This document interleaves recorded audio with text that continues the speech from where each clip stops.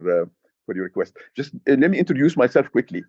As Janine was just saying, I was a member of the board of Amphi for quite some time, and for me, I'm a president. I'm a local president here, and I also, you may know me. I worked before in the government, and now I am the chairman of Orascom Development Egypt, which is a company that you may know.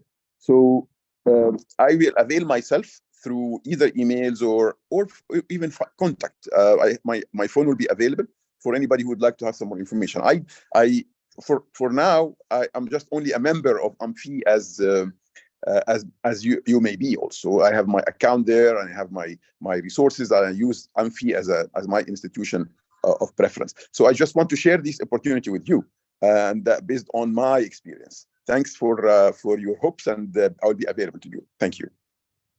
Thank you, Sami. What I suggest, Sami, is that you, you should have the email of Walla somewhere, and then I suggest that you share with her your contacts, your phone number, etc., and that way Walla will also be able to distribute to the staff. So, having said that, we're going to have 2 hours of fun, I hope. It's going to be, you may not like some of the, well, you'll like Amphi certainly, but you may not like some of the answers I'll be giving concerning the pension fund, but please bear with me, you know, it's the international rules and regulations. But anyway, let's look now at the slideshow or the presentation for Amphi. It'll take about 20 minutes and we'll go through it fairly quickly. So let me just, okay. So first of all, we'll be looking at who we are, what is Amphi, what type of banking services we provide, the foreign exchange, something where you'll find that it's very, very competitive, the possibility of eventually investing, the possibility of creating a retirement plan or a supplementary retirement plan, and in the end we'll be summarizing and then conclude everything with the summaries, etc. So Amphi was founded in 1990 by a group of international civil servants. They were staff who was working for international organizations, and when they left, they said, we need to create something specific for international civil servants. And therefore they created this financial association as a cooperative, providing basic retail banking and investment needs of international civil servants. As you are all aware, international civil servants are very let's say, a peculiar part of the family, etc. Bear in mind, just to remind you also, I'm talking also to all those who do not have a staff contract. I'm talking to those who are consultants. I'm talking to those who have a short service agreement or short term, depending. Every organization has a different type of contract. So generally speaking, if you have a 6 months or more contract with the organization, you are entitled to be able to be a member of Amphi. It is only available to those international civil servants and their family members. As I said, it's to try to meet the needs of international staff. Just a little bit about security and transparency. There is an oversight committee called the Commission de Surveillance du Secteur Financier, which is a oversight committee that makes sure that everything follows the rules and regulations, the financial rules and regulations of financial organizations in Luxembourg. All funds that are deposited in Luxembourg, so whatever money is sent to Amphi, the banks that we use are only those used in Luxembourg.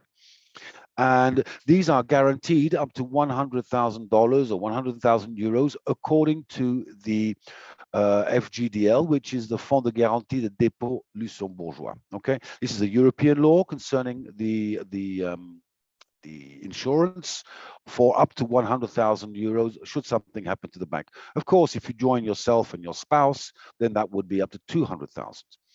Regarding the fiscal compliance, it's up to the individual. You don't pay tax in Luxembourg, but it's up to the individual to realize where he or she is fiscally domiciled. So you may or you may not have to report accounts that you have abroad, depending upon the fiscal.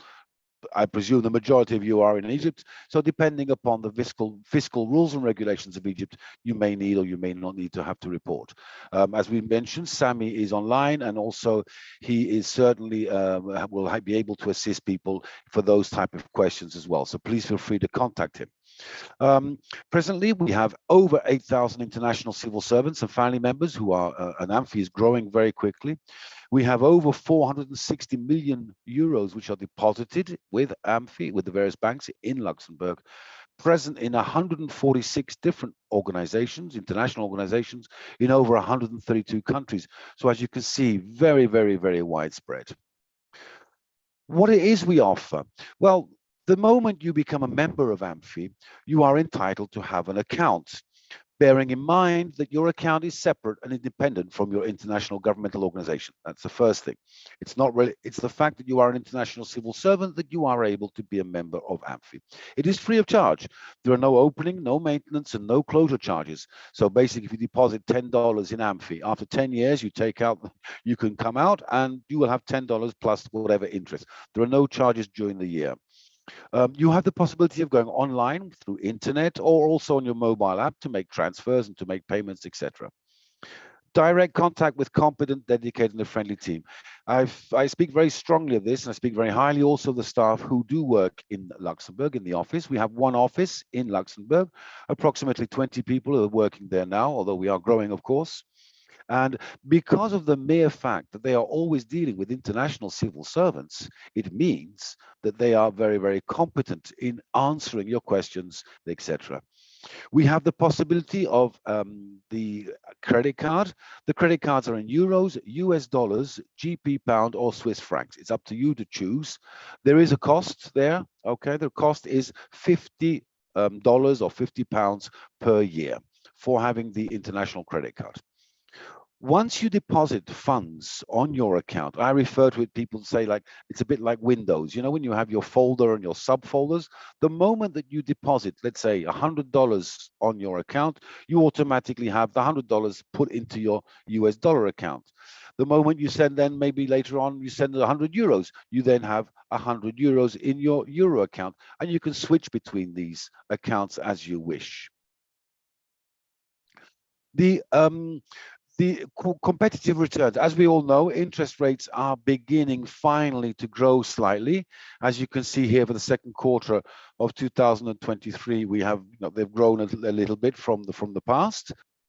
They are quarterly rates. Of course, the interest rate is per year, but every quarter, whatever interest you have earned is paid to you. We have the possibility of a year-end bonus. Once again, no minimum, no maximum. You can put as little as you want or as much as you want. And it's your cash, it's yours, you can take out at any time you wish. Now, it may well be that you do not need that money. You could say, okay, look, I don't need it right now. I've sold my house, I have some money hanging around, let me deposit it with Amphi. Now, if you do that for 12 months and you put the money in what we call the term deposit account, then because of the fact that you are leaving the money there for a period of 12 months, then the interest rates, as you can see, are slightly higher. Okay, once again, there's no minimum and there's no maximum, and this, of course, is all free of charge. Now, the money is not blocked. Of course, to receive the 3.5% full interest rate, you would need to block the money. But if you need it for whatever reason, you can withdraw the funds from the term deposit, but of course you will not be receiving the full interest rate for the whole 12 months. So if you do have some money set aside, you don't know what to do with it, you want something safe, you want to make sure that you have a small return on that money, then the best way would be, of course, to make a term deposit. Now, it may well be that you have children and that you would like to start saving some money for your children. Amphi has designed this 0 to 18 savings account. It's a savings account for children of international civil servants. It's a bit like a piggy bank, basically. You put the money in there in the name of your child, but only the child, when he or she reaches the age of 18, will be able to touch that money. They will be contacted by Amphi, and they will say, look, your parents have set aside these funds of money over the years, and where would you like, would you like to receive it, maintain the account with Amphi, or would you like to? But it's only the name of the child. The parent is unable to say at a certain point, oh, I need some money, let me take my child's money. No, that's not possible. Okay. Now, the mere fact that we're here, we know that the funds will be staying in the account of the child up until he or she reaches the age of 18. There we are able to provide a slightly higher interest rate, is even better. And as you can see, it is very, very attractive. It's being used a lot by parents to start making savings for their children. Once again, there's no cost of having these accounts. There's no maintenance fees. And once again, no minimum and no maximum, basically meaning you can put as much money as you want for the child. It's an easy way of getting money to your children. They will not have access to those funds, of course, until they reach age 18. But once they reach age 18, maybe to pay for further education or for university fees or something like that, then it's an easy way for them to be able to receive that money, those funds. Foreign exchange. We are international civil servants, which reminds me, I've not said anything about myself or Janine. Janine is also a former UN staff member. I worked in FAO for 33 years, and my expertise was working in HR in the pension fund unit, and we'll be talking about pensions later on. So the thing is that I personally, I live in Italy, okay? I might have my wife staying in the United Kingdom because I'm British, and I might have my children studying in the United States. I need to be able to send money internationally in an easy way. Well, Amphi has come up with this possibility of what you can do is you can purchase the funds that you need. Let's say you have some dollars and you want to purchase some pounds sterling to send to the United Kingdom. Well, then the admin fee here you have to pay slightly is 0.4%. Very, very competitive admin fee. But the good thing is that the transfer then to the United Kingdom would be totally free of charge. Okay. Now, who are in Egyptian, from what I understand, and having spoken to Wala just beforehand, just before the meeting here, very often you have the need of sending dollars, let's say, because your payroll is not sending the dollars. Now, what you can do, if you have a dollar account in Cairo, you can send US dollars to Amphi. Okay, I have no idea the cost. That will depend upon your bank.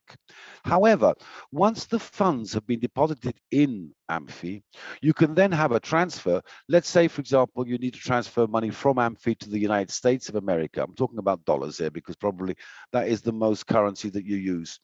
Having to send from Amphi to the United States, as the US dollar is the currency of the United States, the transfer is totally free of charge. It may well be, though, that you need to send the dollars from Amphi to Egypt. In that situation, then, the maximum cost would be $15 to transfer, okay? Because, of course, the dollar is not the currency of Egypt, okay? And it's not one of the 7 Amphi currencies. The Egyptian pound is not one of the 7 currencies of Amphi. So what I'm saying here is, let's say, for example, you need to purchase some Japanese yen because you need to make a payment in Japan.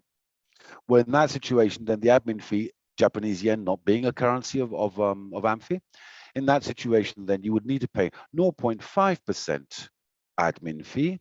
And then the transfer of the Japanese yen to Japan would never be more than 15 euros. So as you can see, a very, very competitive way of being able to make international transfers, okay? And the reason for this is that Amphi does not apply any spread. Okay, the exchange rate that we use is the interbank rate, which is the one between, let's say, basically what you see online when you go online and find out what is the exchange rate today. It's a difference between the selling price and the buying price. It's the one in the middle. Okay, so a very competitive way of being able to purchase foreign currencies if needed, to be able to make international transfers, or just to, even if you wish, for example, if you have some pounds sterling that you don't know where to put, you could put them in Amphi, and then if you wanted, you could purchase US dollars. The cost of the purchase would be 0.4%, but the transfer from the pound account of Amphi into your dollar account of that would be totally free of charge. And that way you would have the best way, most competitive way of being able to have some dollars available. Now, it's all very well that Amphi provides a little bit of these, interest rates, etc. However, there is also the possibility of going into some form of investment. Amphi has made an agreement with a company called Moventum, which is a very, very large financial investment company in Luxembourg. And they have come up with some solution of providing us with 5 different types of investment funds. They are going from a lower rate to a higher risk rate. Okay, it's an active and transparent wealth management. You can go online and you can see how your funds are doing, etc. You can make monthly investments. You can change the amount that you're putting in. There's no penalties, etc. There are no subscription, redemption, or custodian fees, etc. And the good news here is you can start with as little as 50 euros per month. So it's a very easy way to be able to start making some investments if you are interested. Because very often when you go to these big companies, they will say, we need at least that you start with at least 5,000 euros or $10,000, etc. Here you have the possibility of starting with as little as 50 euros per month, and you can do on a monthly basis investments. You can switch between the funds. If you see that the fund is not doing too well, you can switch. Also, if you have some money available, you can make an individual investment, etc., and you don't have to open up another account with Amphi. However, bearing in mind that the majority of us, or at least myself, I speak of myself, but I think many of you are in the same situation. Having worked for the United Nations for many, many years, may not necessarily be a expert in the financial investments aspects, and therefore not know very much about the funds. The good news is that we do have 2 staff members who are working in Amphi who are experts. And if you wish, Amphi will not be contacting you to say what you should be doing. It's up to you to contact Amphi saying, look, I need some information concerning investments. I would like to do this and that. And they will go through some questions and ask you some questions. And they, at that point, you will be able to decide what would be best for you to be able to make an investment plan if you so wish. Okay, you're not obliged to do so, of course. As I was mentioning beforehand, I worked in FAO and I worked in HR in the pension fund environment. Unfortunately, in the United Nations, there are more and more and more what we call, or what they call, non-staff contracts. This is something which I have been fighting. I was a staff rep for 25 years, so I know what it means to be a staff rep with Wala and other staff members of that you have there working with you, trying to defend your rights, etc. You have the possibility of creating a pension. Now, this could be a supplementary pension scheme, or it could be maybe if you are a consultant, you have no pension contributions being paid, and therefore you need to create something. It's very important to have a pension once you retire. There are various possibilities. You also have the possibility of doing an environmental and social governance, ESGs. There is a possibility of a capital guaranteed solution. You have the investment fund solutions with different risk profiles, depending upon what you feel would be best for you. The benefits are payable between the age of 60 and 70. You decide. If you start now, let's say when you reach, let's say 65, you can say, okay, now I would like to start receiving the pension. You can then decide at that point whether you want to receive all the cash out or whether you want to receive a small portion of your pension on a monthly basis. It's very, very flexible. So that's very important as well. Once again, though, if you do need to know or would like to have information on the pension plan, please contact Amphi directly or contact me and I'll put you through to the people who you should speak to, because they are the experts and they will be able to provide you information on what this pension plan is. One aspect which is unique in Luxembourg is that if you have a pension plan of this nature with Amphi, or the company, by the way, is La Baloise. If you have a pension plan with them, the assets, basically the money that you deposit into the plan, is protected by Luxembourg law. Okay, so there's no risk of losing all your capital, etc. This is very, very unique, because what happens is the Luxembourg financial authorities oblige insurance companies to set aside the capital in this situation. So there's some form of protection, which is also very good. Now then, we begin to summarize. And then what I'll do is also I'll have a look at, I see there's a few questions in the chat, and we'll have a look at those very briefly, if well as an agreement, and then we'll start talking about the United Nations Pension Fund. Saving, so you have the possibility of saving in 7 different currencies if need be. You have the possibility of term deposits, the better interest rate in 3 currencies, or even depositing for children under the age of 18. You have the possibility of spending the currencies. You have the credit card. You can make the worldwide transfers, etc. And we've seen how competitive that is. Regarding the exchange rate, the investments, we spoke about that a little bit, about the investments. But once again, I repeat, please get the confirmation from the office what would be best suited the plan for you, and also the pension plan. Edom, please make sure that you do the right thing. Ask, don't worry about the problems too much. The basic principles of Amphi. The professional employees in Luxembourg, you can speak to them, you can call them up directly. You pick up the phone and you can speak to them directly. They are there during working hours. There's no number system to go through. You speak immediately and directly to someone at the other end of the phone. Equality of treatment, everybody is treated the same way, okay, irrespective of the amount of money they have. Working together, the international environment. Already you see here, we have Janine, who is the president, the honorary vice president, who was working in UNIDO and UNV, etc. We have Sami, who's been on the board, an international staff member as well, etc. Myself, having worked in FAO for many years, it's working together of the international environments. Security, we are providing you a very safe, conservative investment policy. It's not that we're promising we're going to make you, enormous amounts of money, but we are very, very careful about how the money is spent, etc. Once a member, always a member. Once you join AMFI, and if you leave AMFI to go to the private sector, then you can still maintain your account with AMFI. And this is something which is very, very, very important. Okay, so who can become a member? Well, it's open to active former staff. If you are a retiree, you can also become a member of international governmental organizations, of course. It's open to your spouse, to your children, to your brothers, your sisters, your nieces and nephews, etc. Your membership can be continued. I just mentioned that. Now, in some organizations, there is a possibility of direct payment from the payroll. Unfortunately, as we've mentioned, in many organizations, that is not possible. But if you are working for UNHCR, you do have that possibility. If you are working for World Food Programme, we are working on getting that possibility. If you work for FAO at present time, it's not possible. So it depends where you're working, which type of agreement AMFI has with your payroll in order to be able to establish direct payments. I will say, though, that bit by bit, as AMFI is increasing in size, more and more members are coming aboard, more and more members are putting pressure on their organizations to be able to have these transfers. To become a member is fairly simple. I would say if you are very interested, etc., you need to download the forms online. You need to complete them all. And then we need a copy of your ID passport, which has to be certified. It can either be certified by HR or by someone from your staff union, or by maybe even Sami, who is there in Cairo if you need to have a little chat to get, ask information. He's expressed his willingness to provide assistance to anyone. We need a copy of your residence. So just to make sure, let's say a copy of your utility bill, it could be your gas bill or your electricity bill or your rental contract if you're renting. And of course, we want to know that you are working for an international organization to make sure that you are an international civil servant. You need to pay 10 euros for the membership share. Remember, AMFI is a cooperative, so you need to purchase a share of the cooperative.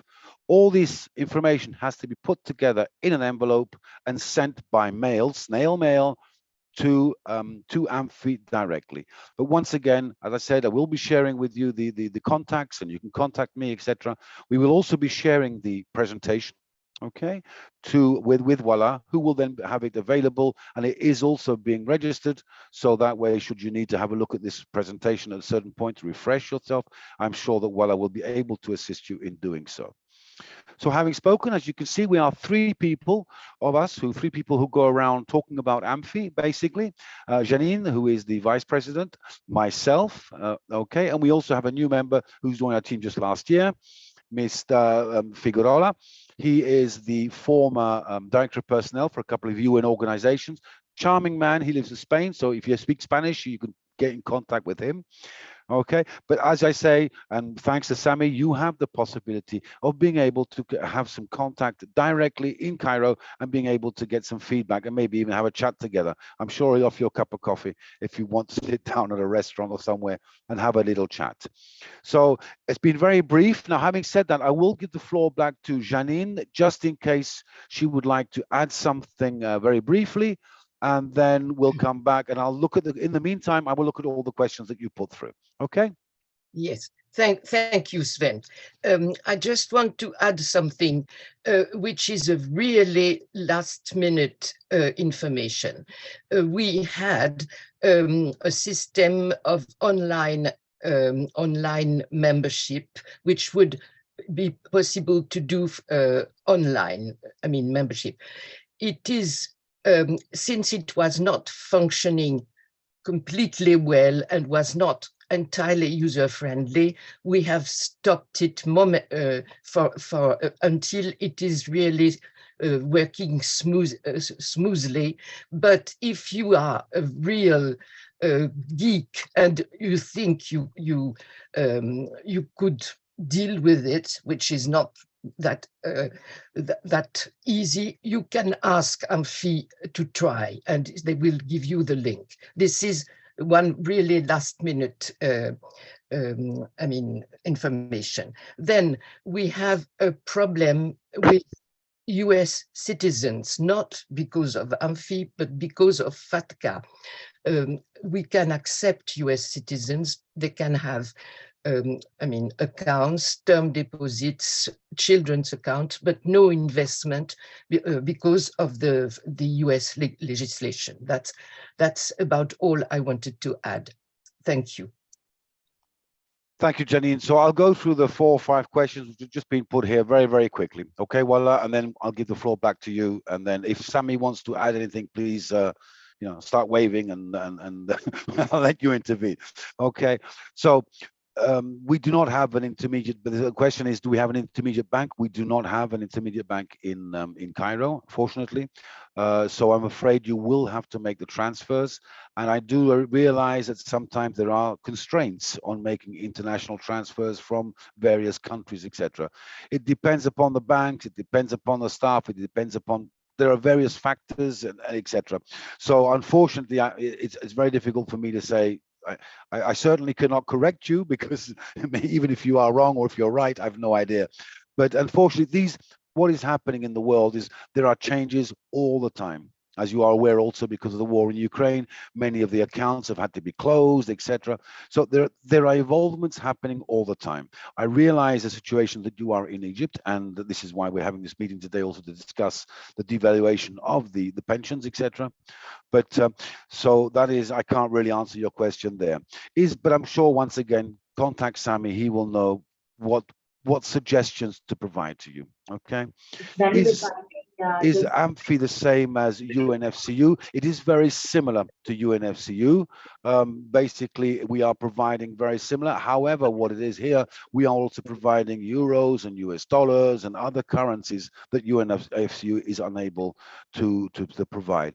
Regarding the pension aspect, yes, it could be linked to the UN Pension Fund. They are able to make, the UN Pension Fund is able to make payments to Amphi. That could be a nice way of being able to receive your pension in US dollars through whatever, but we will look at that later on as well.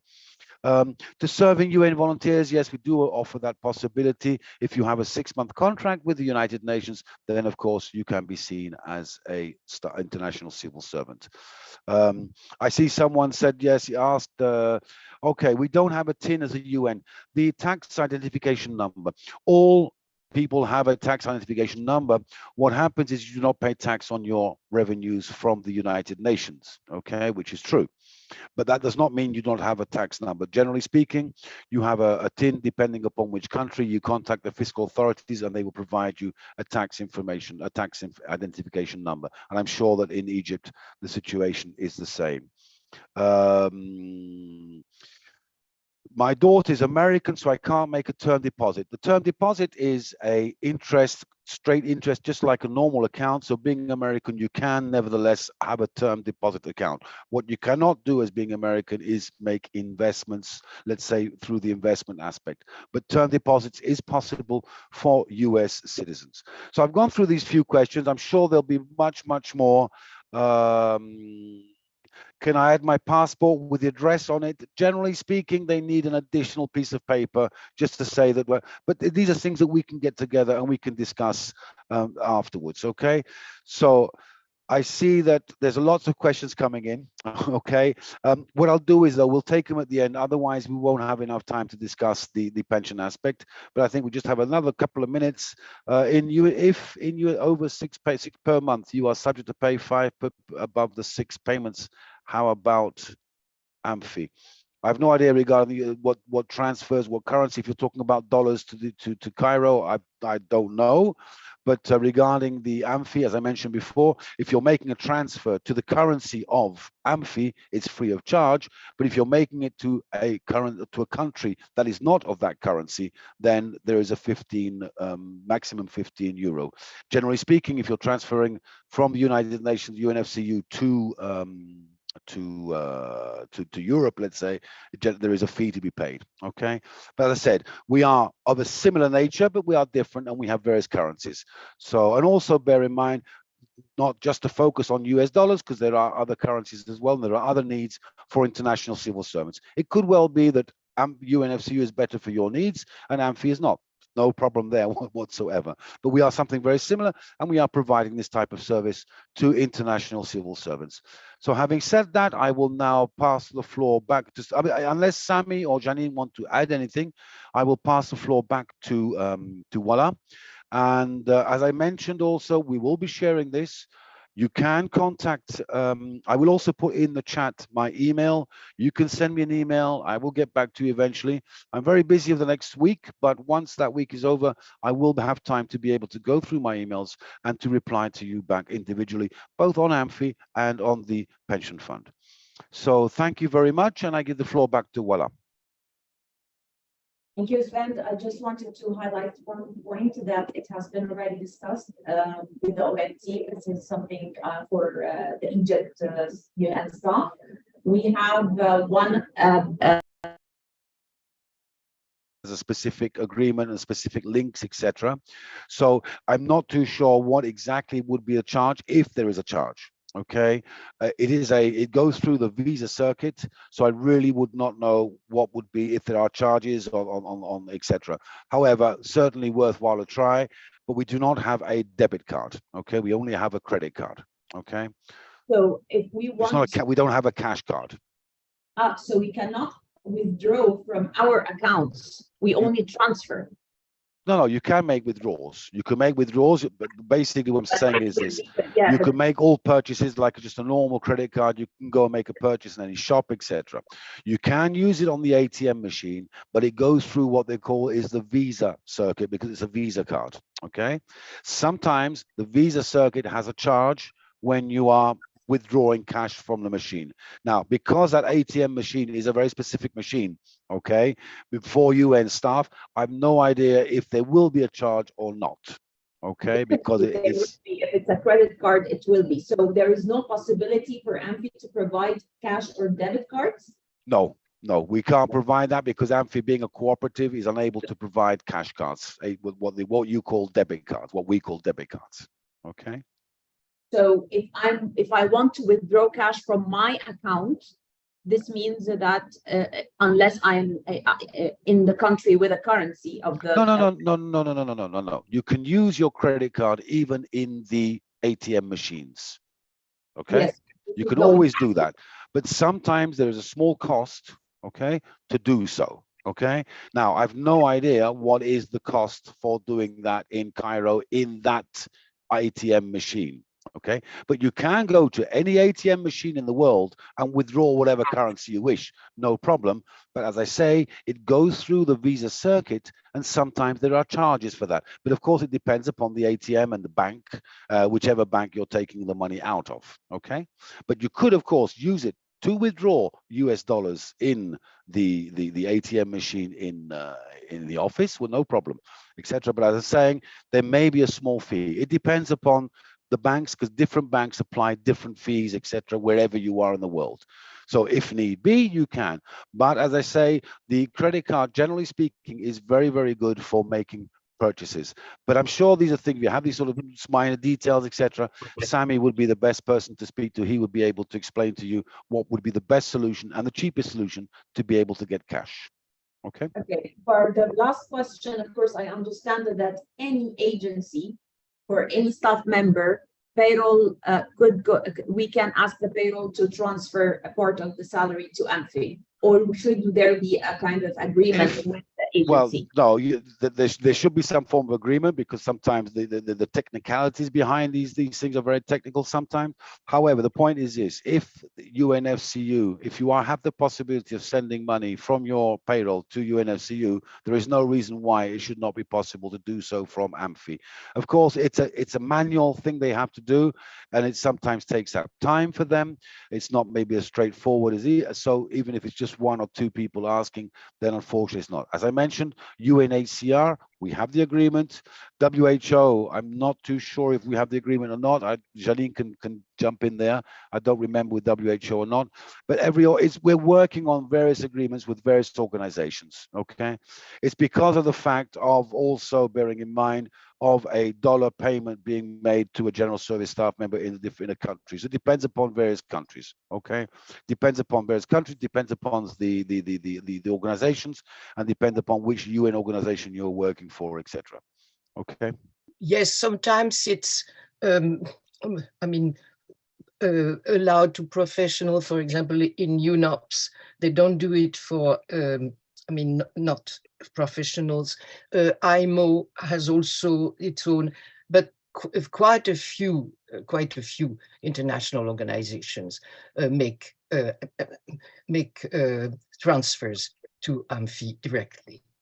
But you have to inquire, and the more people inquire, of course, the better it is, since in that case, if they see there is a need, they are more inclined to do it.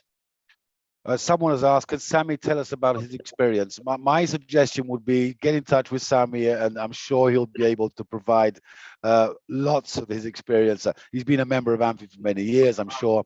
So I'm sure Sami would be willing. Sami, please. Yes, I would just want to mention a couple of things. I was also a board member of the African Development Bank for 6 years. That's how I get introduced to AMFI, and I use its services. And I can also share with you my experience.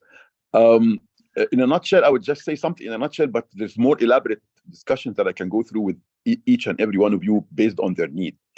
You should. I did not think of AMFI as my retail bank, but I think of AMFI as my international arm that provides me with international services and saving and fund management also.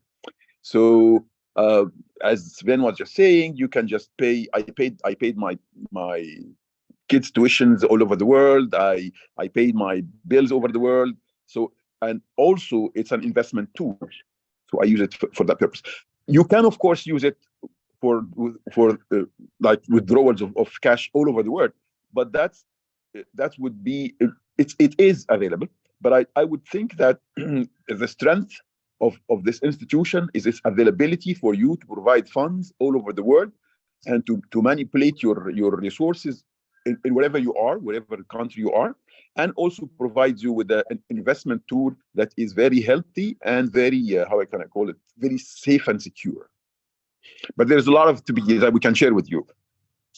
Thank you, Sami. In fact, as I said, every single individual has different needs, and what I always say to people is, if AMFI may not be what you're looking for, so please don't, if it's not exactly what you're looking for the international staff, it's very often very useful. For general service staff locally, it might not be quite as useful as expected, etc. So every individual has different needs, and therefore we need to look at it that way. Okay, so I would say, shall we move on, Wally? Voila.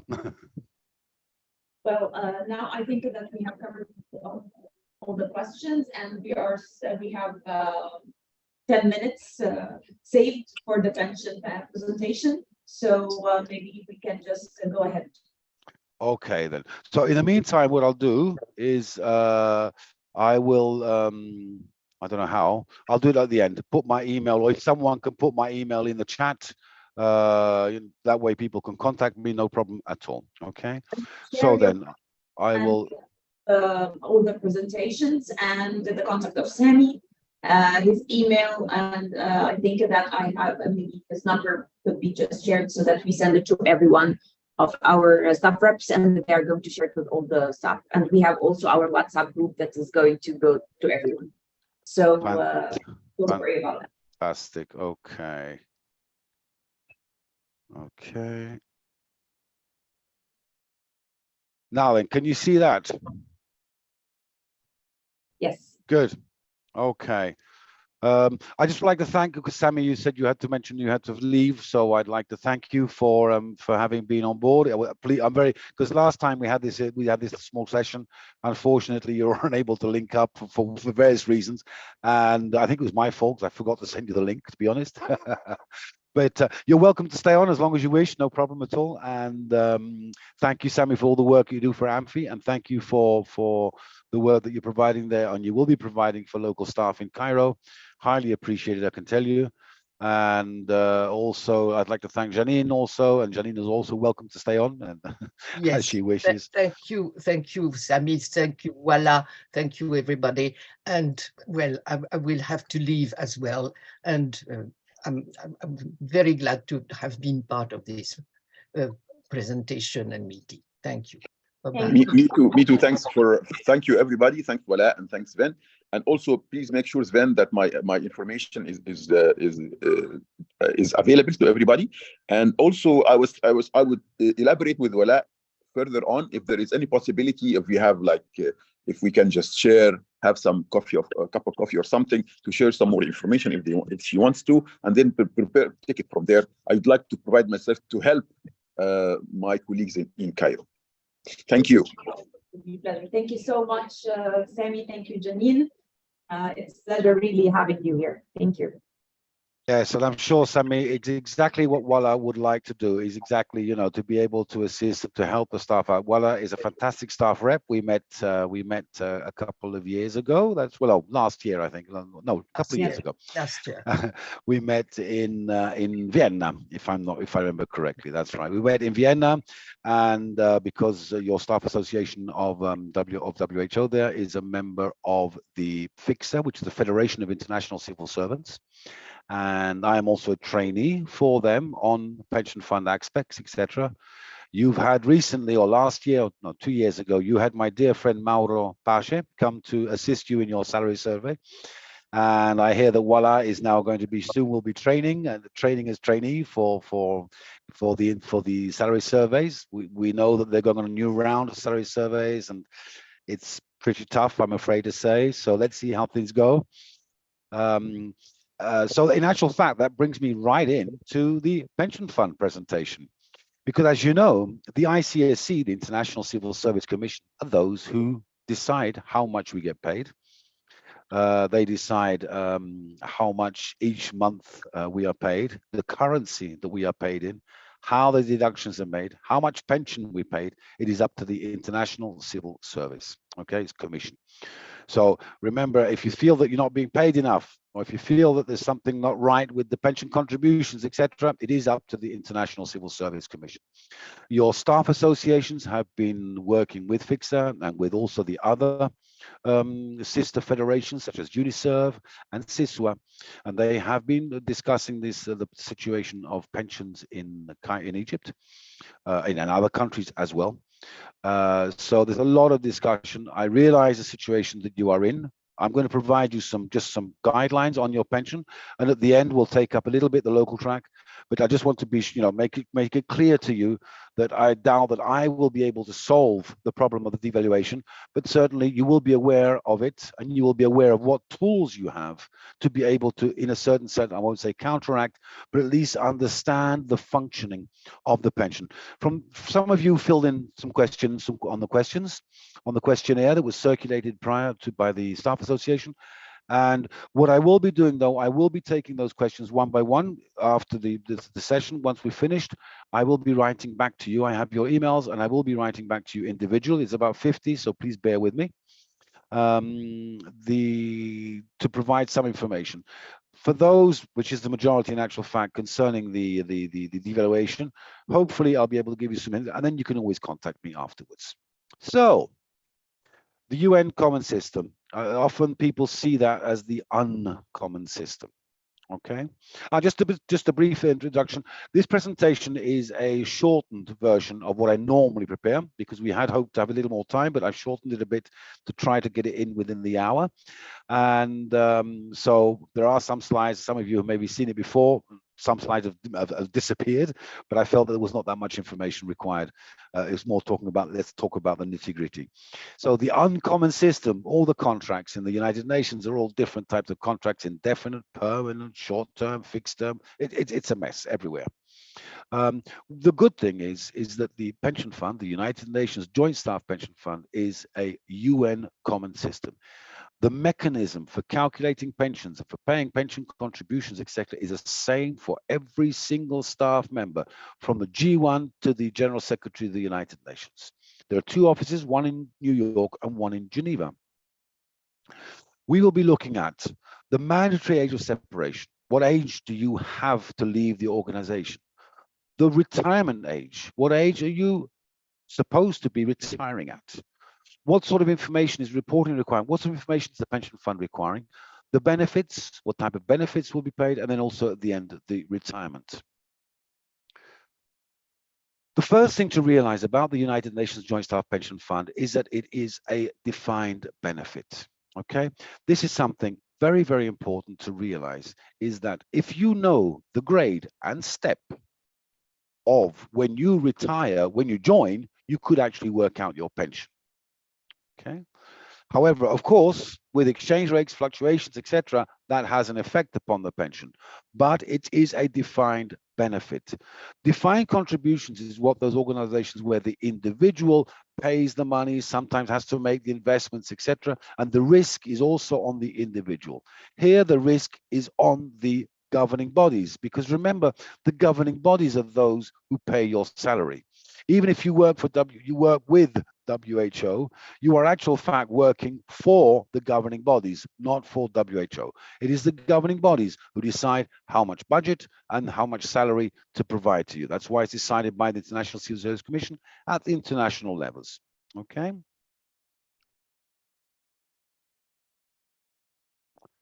So you have the United Nations Joint Staff Pension Board with the various committees. It meets every year, and they are the board is made up of all the various organizations. They get together, they discuss, etc. The secretariat is in New York or in Geneva. Okay, and the board is where all the decisions are made about changing rules and regulations if they want to change, etc. The discussion regarding devaluation of currencies or devaluation of various countries needs to come through that and come to be presented to the pension board for discussion by the board. There's no other way of getting that changed. The WHO organization also has a staff pension committee. You elect your participants to each organization has it, but as we refer to WHO here as well, the WHO organization has a staff pension committee, and it is represented by participant representatives, i.e. those that you elect each year, the governing bodies, the ambassadors, etc., and the director general representatives. These are the three components that make up the staff pension committee and also make up the board. And it is one of the very few United Nations tripartite working committees. All the roles are paid on a rotation basis. The president of the board, etc. It's on a rotational basis amongst these three different types of individuals. It's one of the very few tripartite working groups, and they do try to come to agreements by consent in the board. Now then, down to the nitty-gritty, because there are some questions concerning designation of beneficiaries. Remember that there's a rule that says that the money that you have paid into the pension fund has to be paid back somehow. What you have paid, we're talking about your money. So remember, first of all, when you join, you are provided with loads of information. You're bombarded with information, and often you just don't have the time to be able to get back and to provide to give the feedback, etc. So first of all, remember the form for the pension fund residual settlement, designation of beneficiary form, is called PENS A2. It is separate from the organizational money. You can change it whenever you want. And remember that the beneficiaries that you put on that form are generally not spouses. Why? Because if you die, your spouse will receive a widow's or widower's benefit. So there's a benefit payable. The form is to be used only if there are no beneficiaries from the pension fund. Therefore, generally speaking, children over the age of 21, brothers, sisters, if you are single, it's very important because the pension fund needs to pay back to you what you have paid into the pension fund if something happens to you. Okay, so very important form, and not always very easy to understand. The language here in the text is very, very complicated, but this is a form. Now, one thing here is all forms are now available on the pension fund's website. Okay, the pension fund, I'll mention it a few times, certainly. The pension fund have come a long way from what it was a few years back. They have improved tremendously with their web page. So you do have, each organization has its own pension fund secretariat who you can contact, and you can say, look, I have this problem, or I'd like to understand better, and they should be able to provide you the information that you are looking for. Contract breaks. You need to remember that when you are not participating, when you're not working, you are not participating in the pension fund. Sometimes also when you're only without pay, you do not participate in the pension fund. Now you can have up to 3 years, 36 months break between the contract. However, when you rejoin, you are continuing in the UN Joint Staff Pension Fund. It's a very important aspect. Okay. If you do take out the money, you can restore. Now, what I often do is when I discuss here, we talk about the validations and we talk about restorations, but that is more for staff coming on board. But remember, when you come on board, just a very quick mention, you do have the possibility of validating, restoring, or whatever. If there is someone new who has joined the fund, if you are online now, and have joined the fund recently, make sure that you didn't have any contracts in the past, that you might be able to pay back money, etc. Okay. You need to make sure that you know what you are doing with your pension money. Remember, it's going to be the only source of income that you will have once you've left the United Nations, unless you, of course, you go and work elsewhere. But you need to make sure what you do is the right choice. So often I've seen people make the wrong choice concerning their pensions, and as a consequence, suffer the consequences for the rest of their lives, because of course the pension is going to be, at a certain point, will be the only income you will have for living, basically. So you need to make sure you know what you're doing concerning your pension. Excuse me. Now, name and surname. Very often, the clerks in HR might have got that wrong, might have got your surname wrong, might have got your name wrong. And I can tell you that often happens in Arabic countries, certainly. Also in Spanish-speaking countries where they have the double-barreled surname, etc. Make sure the information is correct. Make sure the date of birth is correct.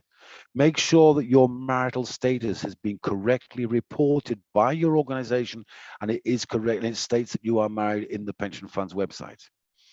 The date of marriage, all this information is very, very important. If you have a child, make sure that the children are registered in the HR system. If you are a spouses, if you are two spouses working for different organizations, make sure both organizations have the names of the children, okay? Not just under the spouse, under the wife, but also under the husband, okay? That is very, very important, because you need to make sure that all this information is correctly reported at the pension fund, the day that you joined the pension fund, etc. Because the problem is this: should something happen to you and that data has not been correctly reported, the pension fund will not accept afterwards. Once you die, for example, they will not accept after that date any changes in your status. So if you are married and you have not reported the fact to the pension fund and something happens to you, your spouse will not be entitled to a benefit. So you need to make sure that everything is correctly reported by your HR. Of course, there is a responsibility of HR, but HR may not have received from you the documents required. Okay, so very, very important. Make sure that everything is in order and that your documents are all in order. This is something also worthwhile checking very closely when the time for retirement comes. Just make sure that all your data is correct. Now then, mandatory age of separation. Mandatory age of separation is the date in which you have to leave the organization. The good news here is that there is a harmonization throughout the UN system that the mandatory age of separation for staff working in the United Nations is 65 years of age for everybody. That is the date at which you have to leave the organization. And it is the United Nations Secretariat who decide that, the age of separation. But then we also have the normal age of retirement. Now that will depend upon the rules and regulations of the United Nations Joint Staff Pension Fund and will depend upon when you joined the United Nations Pension Fund, okay? So that's very important to realize there is a difference. You all have to leave at 65, but you might be entitled to leave earlier. You may resign earlier if you wish, and you may, depending upon when you joined the pension fund, your age of retirement. When comparing, never look at your neighbor, never go to your colleague saying, oh, how much pension are you getting? Or how much pension am I getting? Every single case is different, okay? So, but you need to make sure that all the information is correct. Now, before I go a little further, I see there's one question come in. Okay, let me just check. I left the UN before. I need to take my money. Will I take the organization contributions? Okay, we'll be having a look at that as we go through. Okay. If I don't answer your question, please remember we will open up the session for chat and for questions afterwards at the end.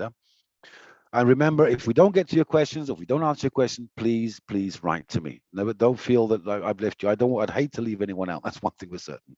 Now, if you joined the United Nations Joint Staff Pension Fund before January 1990, then your normal retirement age, it's not when you have to leave, but your normal retirement age when you can leave with a full pension is 60. If you joined, probably the majority, well, many of you, if you joined between 1990 and 2013, then the age of retirement is 62. If you joined after 2014, the normal retirement age is 65. Now, these are the rules and regulations as set down by the United Nations Joint Staff Pension Fund. Okay. So if you've been on board since 2014, you can still, the early retirement is still available, but your normal retirement age is age 65. As you can see here, once again, I've put in the name, date of birth, maritals. It is so important, and you have no idea of the headaches it can create, especially if what can happen is, let's say, for example, in my situation, my wife is Italian, does not speak English, does not speak French, does not speak Spanish, does not speak Arabic, nor do I. So it's very, very difficult. Should something happen to me all of a sudden, it's going to be very difficult for my wife to understand what to do concerning her pension, etc. So you need to make sure that your partners or your spouses, etc., are in a situation where they're able to have all the information. If they speak the language, then okay, they can just make a phone call to the pension fund.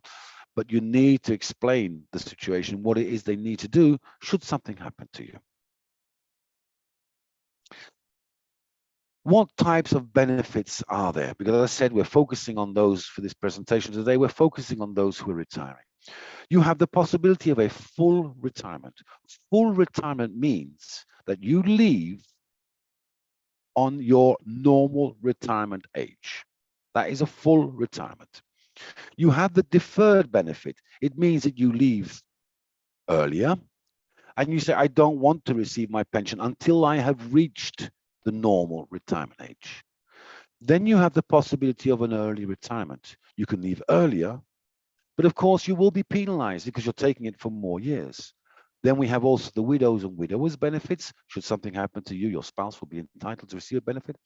Withdrawal, taking out my contributions. I was just seeing it there in under the question, someone had written, what will happen regarding my contributions? Will I get the organization's contributions? Now remember, if you are taking out a withdrawal settlement, you will, even after 30 years, you will never receive the full organization's contributions. And we'll see how that works.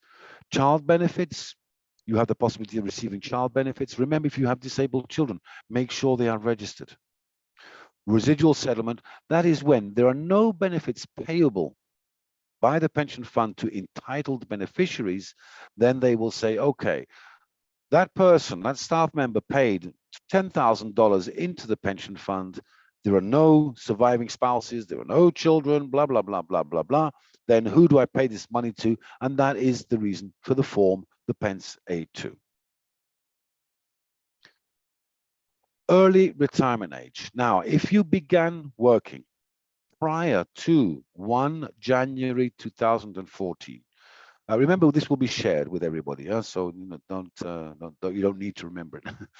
Okay, participation will be commenced or recommend prior to 2014. You are able to leave at age 55 and start receiving a pension. You have had to have been paying into the pension fund for at least 5 years. 5 years is what gives you an entitlement. However, there are some penalties. Why? Because if you're taking the retirement earlier, you will be paid for a longer time. Basically, what I'm saying is the earlier you retire, the longer you will live, or at least the longer you will receive a pension benefit. So what is important to realize is that depending upon the amount of years that you have paid into the pension fund, there are different types of penalties. So if you have less than 25 years of contributory service, of contributions paid to the pension fund, then the penalties are 6% per year up to the normal retirement age. If you have more than 25 years, then it's average about 3%. The 2% is up to a certain point, but generally speaking, 3% penalty per year. If you have more than 30 years, it is 1% per year. However, the rate, as it says here, does not apply to more than 5 years. So what does that mean? Let's say I have joined after 1990. My retirement age is 62, and I want to leave at 55. That means I'm leaving 7 years before my normal retirement age. Now, if I have 30 years, in theory, one would expect to be a reduction of 1% per year will be 7%, but that's not the situation. The 5 years from 57 to 62, then of course it would be the 1%, so that's 5%. But from 55 to 57, the penalty would be 6%. So we're talking about 17% penalty if you leave at 55 and you have more than 30 years in the pension fund. So it's very important to know when you reach these deadline, these let's say these goals or whatever, 25 years or 30 years, etc. It's very important to realize that. However, if you are reaching retirement age, let's say 62 or 65, it is not important because you're not taking an early retirement. So, because everyone says, oh, I won't reach 25 years, so I will. No, there's no penalty because you'll be taking the normal retirement. These penalties are only if you are leaving earlier. So you need to be very careful when you reach these 25 or the 30 years. As I was mentioning beforehand, the pension fund have come a very long way concerning the information provided online. So you have something called the estimates. I noted in the questionnaires, I was very surprised that many of you had not actually gone onto the pension fund's website and had not run your estimates. This is very important. It helps you and assists you to be able to work out more or less what your pension is going to be. The nearer the pension age, the nearer I mean, you can do it when you join, but the nearer you get to your retirement age, the more accurate the pension estimates will be. Okay. Now, if you've joined after 2014, then in that situation, it's the penalties are slightly higher, unfortunately. You can retire. You have to be at least 58 for an early retirement. 25 years, it's 6% per year. So if you're leaving at let's say age 60, it's 5 years. You have only 13 years in the pension fund. It's a 30% reduction. So basically, you need to carry on as long as possible. If you have more than 25 years, you have still a 4%, which is still quite high, but that is it. There's no 1%, the 30 years, etc. So it all is around the 25-year aspect. So once you've reached 25 years, you realize that you will have 4% penalty. And once again, no more than 5 years. So if you are, let's say, 58 and you have 25 years in the pension fund, the penalties will be for 59 and 60 will be the 6% per year. And the remaining 5 years will be at 4%. So 20% plus 12 would be a 32%. As you can see, it's quite different from what we had before. So if you want to leave early and you have joined after 2014, then we're talking about a 32% penalty for leaving earlier. So basically what we're saying here is you need to work as long as possible to have as little penalty as possible. Okay, of course, each individual changes, each individual is different, etc., etc., etc.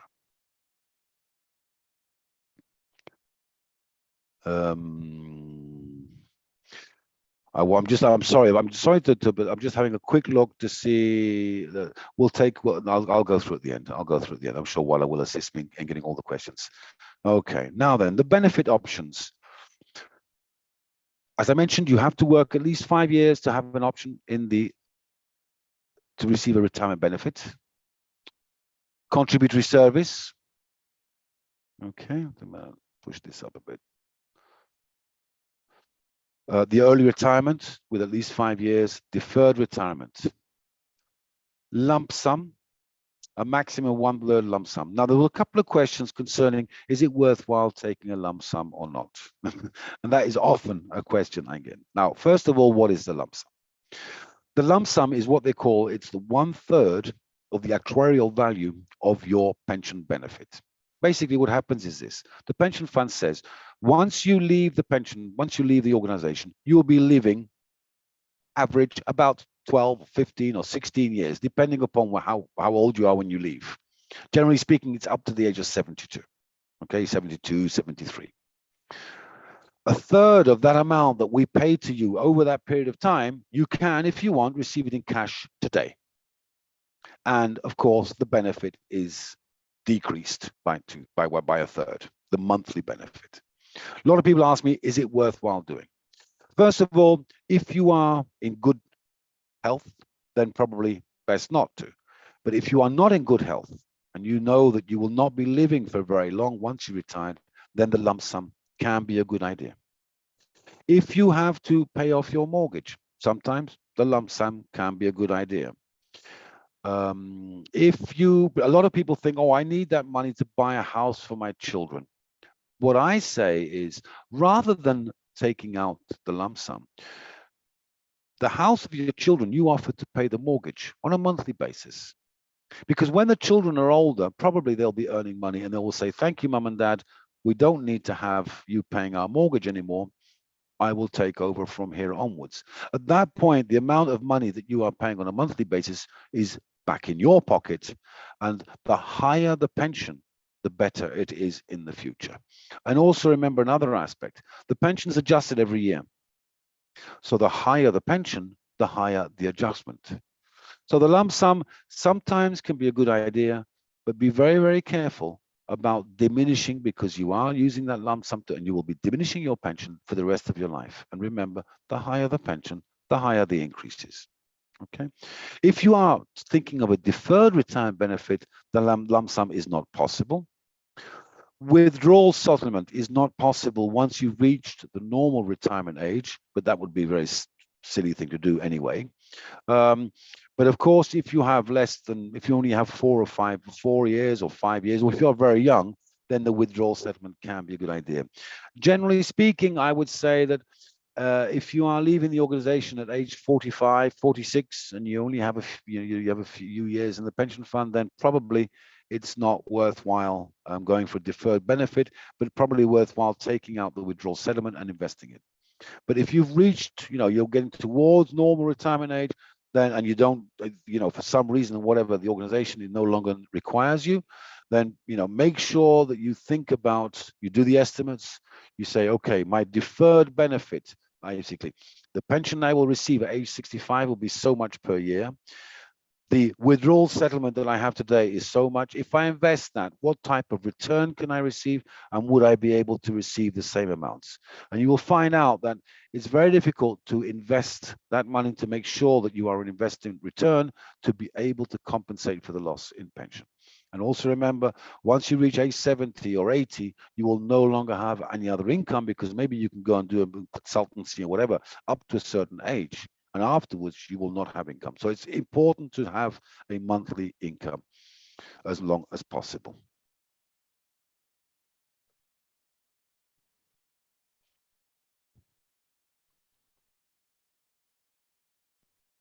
It's exactly what I've been saying. Difficult decision to make, higher pension, higher future increases. Your spouse benefit is not affected. What that means is, let's say I'm not very well, and I know that I have cancer, or I have heart conditions, and I won't be living very long. Then I can take a lump sum, and then when I pass away, maybe within a few years, at least the spouse benefit will be the same as if I had taken a lump sum or if I had not taken a lump sum. The benefit to the spouse will never change, will not change if you take a lump sum or if you don't. So maybe at that point, it would be nice to have a little bit of money for the spouse that she can put aside, and then I pass away after a few years, but then the wife receives the same amount of pension.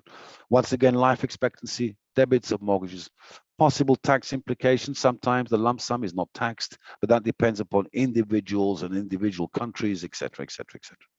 So I realize it's a very difficult decision to make. It took me a long time to decide what to do, but in the end, I said, no, I don't want a lump sum. I want to have a pension as high as possible, and that way it will increase over the years. And I think I made the right decision. Now, we're soon going to get to the, before moving on to the local track, I want to take some questions, and then we'll go on to the local track and try to explain that. It's very difficult, but anyway. Now then, what is important regarding your pension? And what is the problem in Egypt in specifically? The way the pension is calculated is they use something called the final average remuneration. Now, for professional staff, that's not a problem. Wherever a professional staff is working, in whatever country he's working, the pension is the same for the grade and the step. So a P5 step 2 in New York or P5 step 2 in Egypt is exactly the same pension. Okay, there's no difference.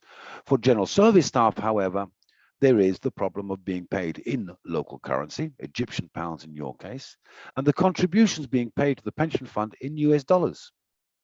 So what happens? As the exchange rate increases, the amount of dollars that you pay to the pension fund decreases. And the pension fund takes an average of the best 36 months over a period of 5 years. So basically your pension, doesn't matter what you've been paying in the past, it's basically calculated using the last 5 years of your career. And if you have, as you have in Egypt, a problem concerning exchange rate fluctuations, it can mean that your pension goes down because of the exchange rate. You are able to purchase less dollars for the same amount of Egyptian pounds, and your pension starts decreasing. The second aspect, which is very, very important concerning the pension fund of the United Nations Joint, is how many years have you been paying into the pension fund? The more years you have, the better it is. And that is the simple arithmetical calculation they do. They take how many years have you been paying into the pension fund, and they multiply that by the best 36 months of the last 60 months contribution. And that provides you the pension. Then if you leave earlier, then it is penalized, okay? So basically what we're saying here is the problem relative to Egypt is all based upon the final average remuneration, this formula here, okay?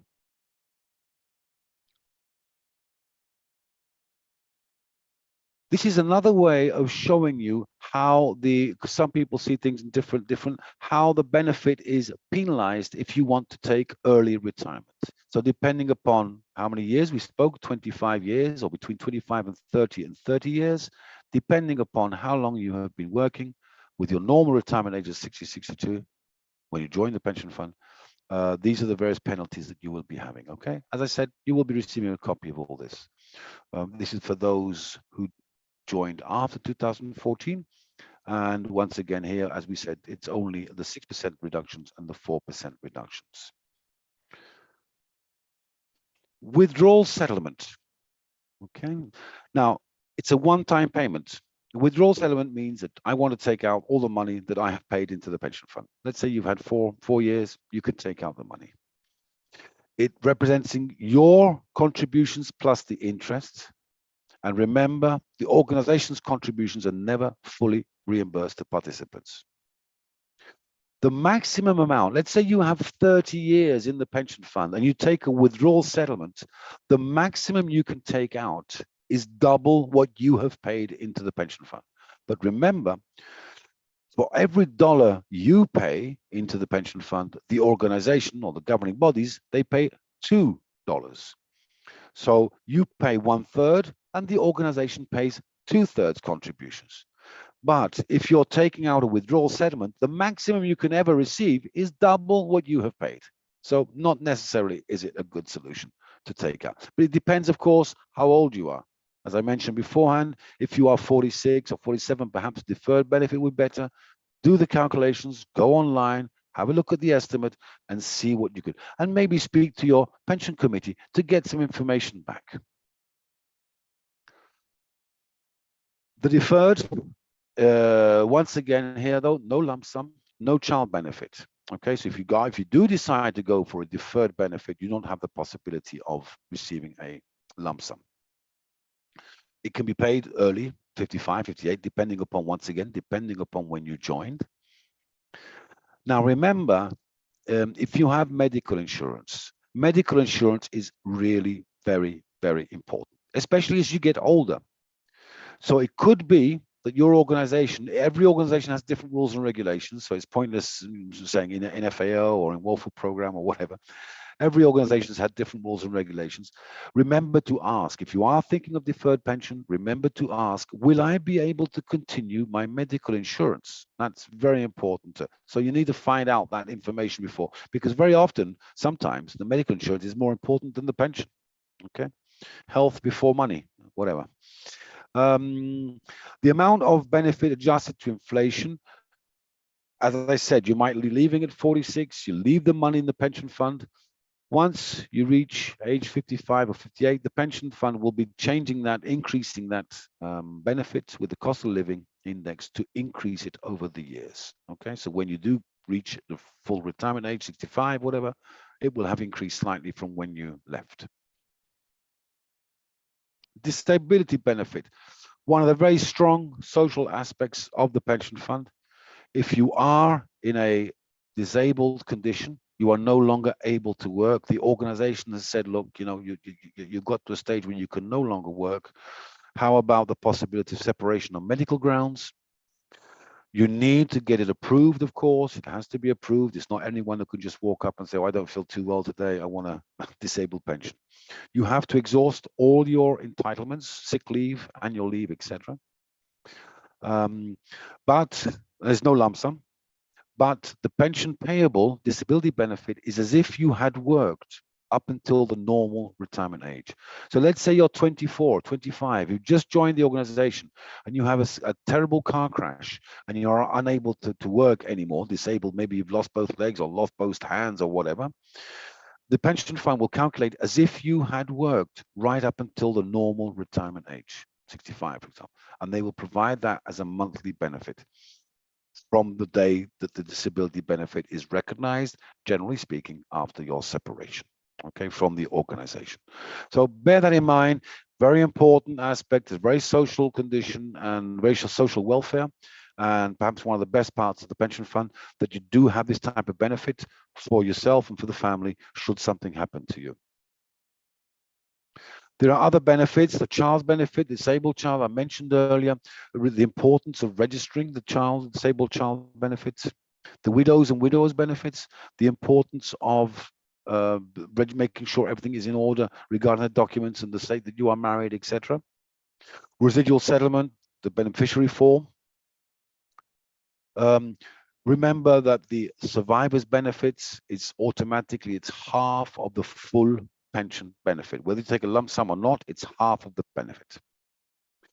Okay, that we've done.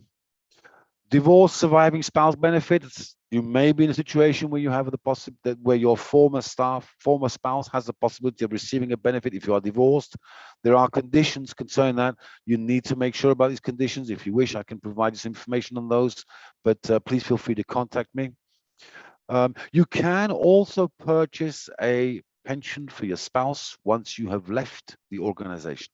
This is very, very expensive. So my suggestion, because you're buying it yourself, it's not the organization.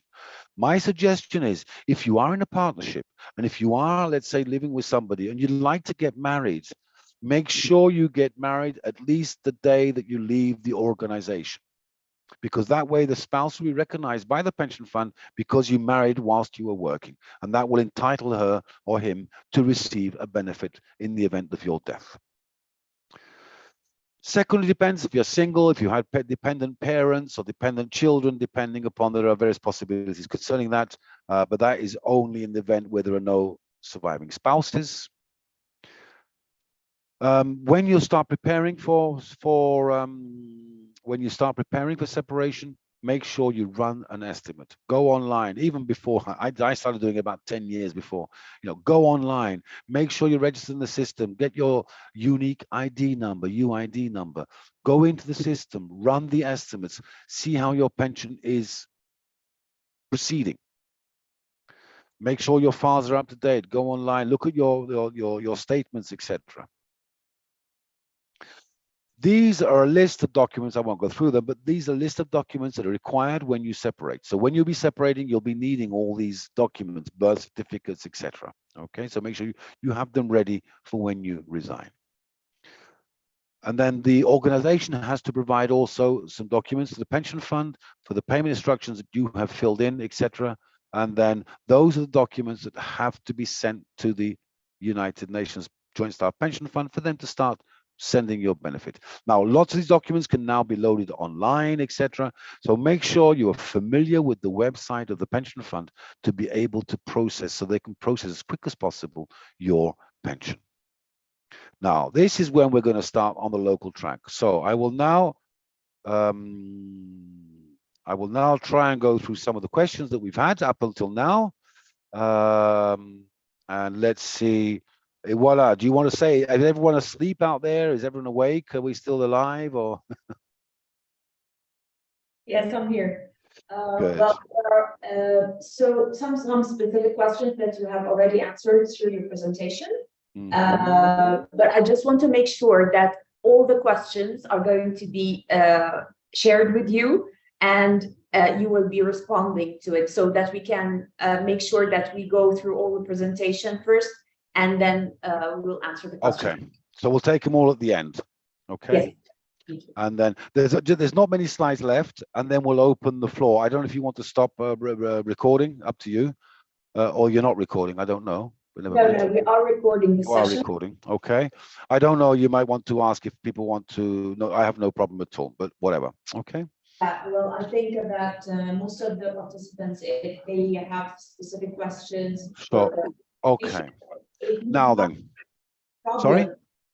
I'm just saying them, if they have any problem for recording, we can stop recording with the questions, but I think that it's, you can just mention it in the chat, but I think that it's okay because it's all, the questions is answering a lot of other participants' questions, I'm sure. Okay, so now we start hitting the difficult, I will say difficult because it's very complicated. I know it's complicated. In actual fact, the presentations I normally do, I don't talk about the local track because it is so complicated, okay?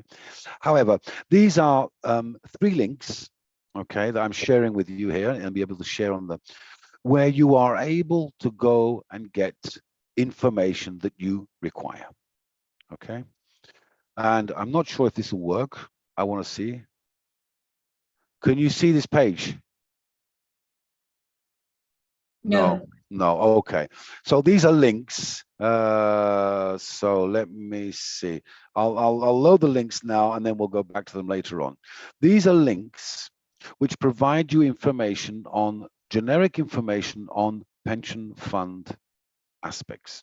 The first link I have here is the exchange rates. Okay, it is a page where you can go on link. We'll look at it afterwards, where we can go in and see all the exchange rates over the past 20 years or whatever with the UN joint staff, with the United Nations exchange rates, the UN exchange rates. Okay, and the historical aspect of that. The two-track, there are lots of different names. A lot of people call it the local track, the double track, the two-track, the twin track. They are all the same thing, okay? Basically what it is you have two choices. And there is some information there which explains it better. And then most of all, I have noticed that the pension fund has put up lots of videos. And I was watching it yesterday evening, you know, preparing for this presentation today. There's a video on the local track, and it has been done very, very well. Certainly far better than I can ever explain. So I invite you all to have a look at that video when you can on the local track. Also, there are lots of videos on various different types of aspects of things that I've spoken about, designation of beneficiary forms or whatever. Have a look at those videos and you will find them that they will provide you a bit of guidance on your pension. Remember, I'll keep saying it, I'll say it again now, the pension is so important because it is going to be the only source of income at a certain point in your future life. Okay, you may be able to become a babysitter, whatever. You may be able to, whatever. You may find jobs elsewhere. You may be able to be a consultant, but at a certain point you will not be able to, because physically you cannot. Okay, and at that point you want to make sure that you have some money to be able to live off.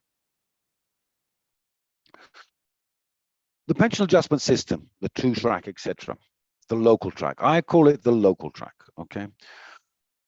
It is to try to protect the purchasing power of a pension from inflation, where you have a country with a very high inflation rate. Because if you are going to receive a dollar pension, only dollars, it will be increased with the cost of living of the United States of America. Now, that may be recently we've had quite a bit of increase, but generally speaking, in countries such as the United States, the inflation is not going to keep running every year. So the dollar pension will be increasing slightly over the years, will be increasing, but not necessarily is that going to help you in the country. If you live in a country where you have inflation of 20% per year, your pension is going to become less and less and less, irrespective of whether it's dollars or local currency. All benefits are adjusted. Okay, the deferred benefits, once you reach those, I mean, this is the same story. You need to reach the age of normal retirement age, etc.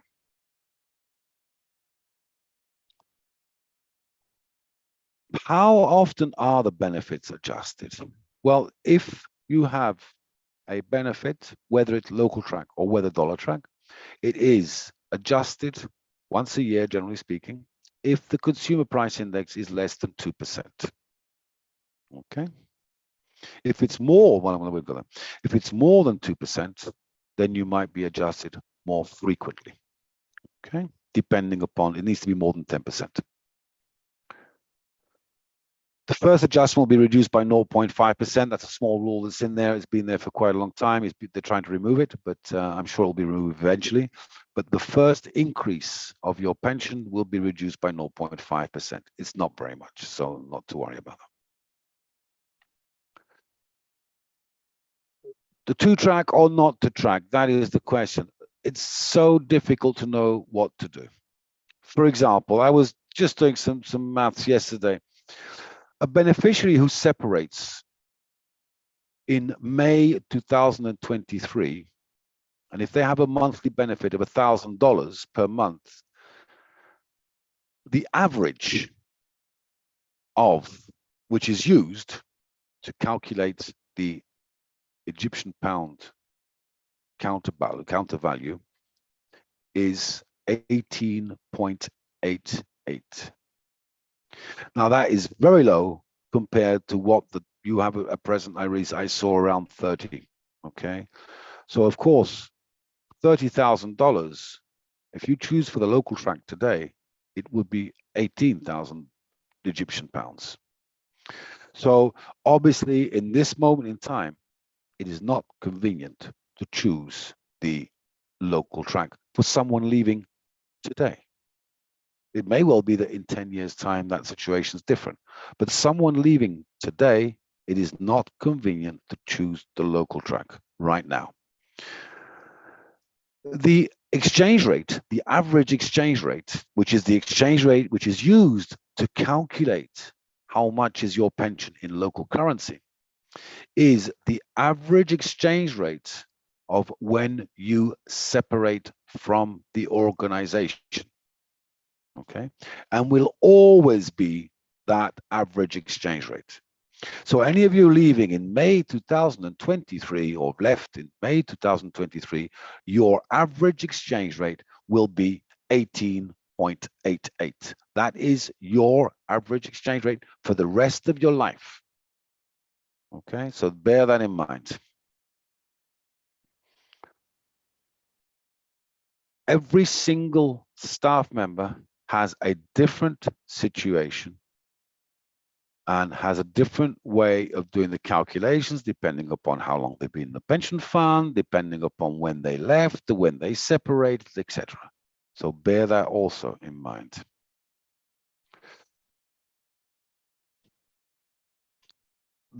The way it is calculated, and this is I'm saying is very, very difficult, especially to explain this online, but there are those videos which I found very, very well done, and I suggest strongly that you go and look at them.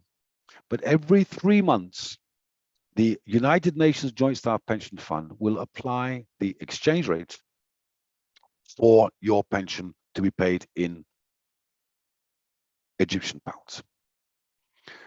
They will then make a comparison to what is your pension with the local track and see which is ever the highest of the two.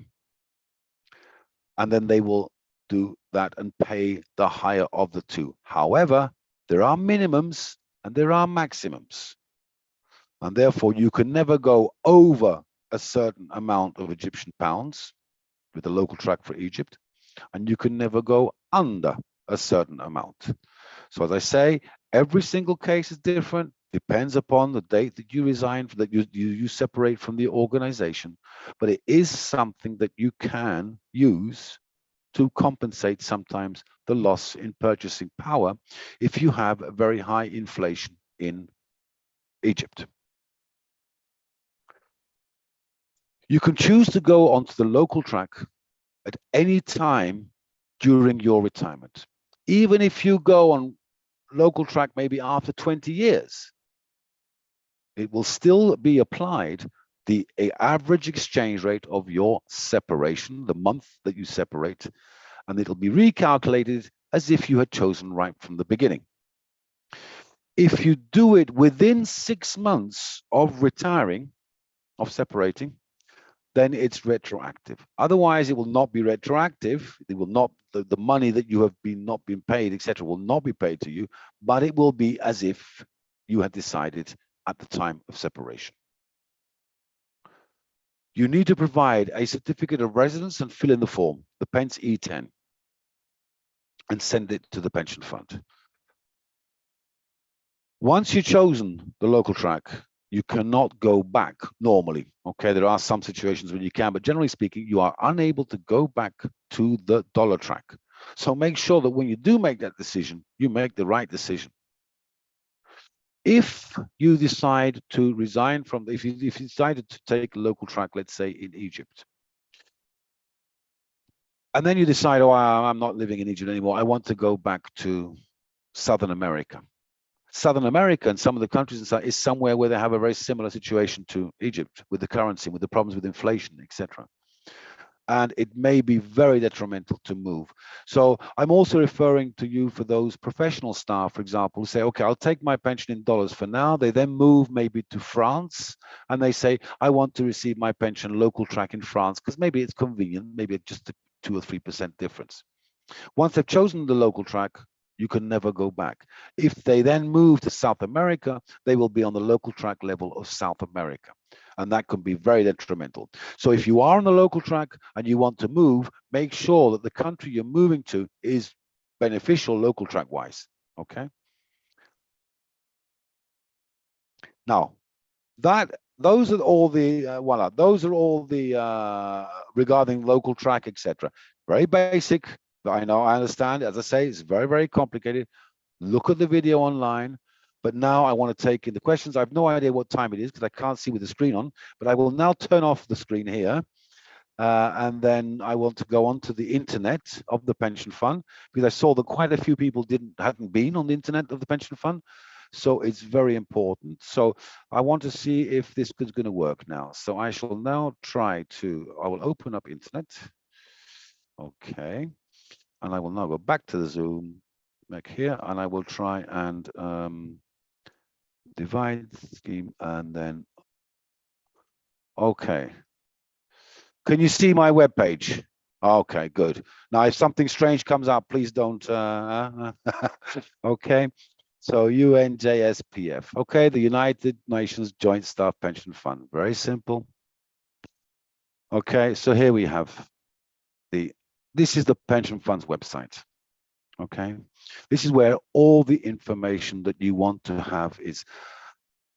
Now, the first thing I want to show you this morning is so under resources, you have all the rules and regulations, what you have to do, the forms, the modules, the videos, okay? But the most important for exchange rates is this one here. So here we have the exchange rates and cost of living differential. We then go into here and let's put in Egypt. Okay, and let's put in here, let's save you all.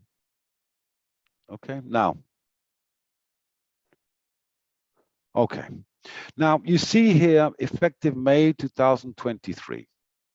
The rate of the payroll, well, it's actually the payroll is this one here for the payroll for the organization, but the rate of the United Nations exchange rate is 30.85. So $1,000 is 30,000 Egyptian pounds. Okay. For the local track, this is the one that you have to look at. So whenever you are leaving, this is what they call the local track, the average exchange rate. Now, if we go down over the years, let's look here, for example. You see here the situation many years ago where we have 5, okay? So what I'm saying is this, is that the average exchange rate is increasing. It will continue to increase. You see here, at a certain point, it was actually higher than the dollar amount, dollar pension. So these amounts are increasing, but now you've had this enormous valuation since October 2022, these incredible increases in exchange rates. What this means, of course, is that the amount of dollars that you're paying to the pension fund has gone down by half. And that would, of course, affect your pension going down by half. But the exchange rate has gone up by double. So if you start receiving in Egyptian pounds, you will receive $1,000 pension in October 22, okay? $1,000 pension. For someone who'd been retired, he would have received $19,000 Egyptian pound, 19,000 Egyptian pound.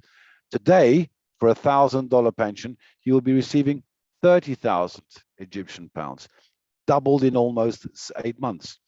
So every single case is different, and each individual needs to look at their case individually and to find out what is best. Now, the problem that we have here is this. The people I'm speaking to today are all people who are still working. And no one in the world, and if they say they can, then don't listen to them.